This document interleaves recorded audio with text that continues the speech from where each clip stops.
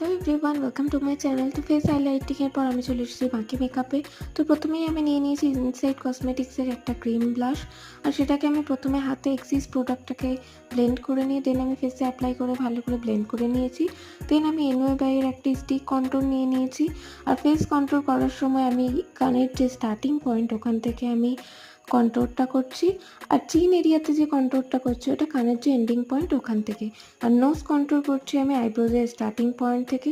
তারপর ওগুলোকে ভালো করে ব্লেন্ড করে দিয়েছি। দেন আমি পিএসি এর একটা লুজ পাউডার দিয়ে আন্ডার আই এরিয়া বা লিপসের উপরে এগুলোকে বেক করে নেব। আর যখনই আমরা লুজ পাউডার দিয়ে সেট করব, মডেল বা ক্লায়েন্টকে বলবো উপরের দিকে তাকাতে। দেন ওগুলোকে ব্লেন্ড করে তারপর পাউডার দিয়ে সেট করব। দেন আমি ফুল ফেসটাকে একটা ম্যাকের স্টুডিও ফিক্স দিয়ে সেট করছি। আর ভিডিওটা কেমন লাগলো জানি। তো নেক্সট পার্টে থাকবে ভিডিওর বাকি ডিটেলসটা। আর যদি কোনো কোশ্চেন থাকে তো কমেন্ট করো। Thank you for watching.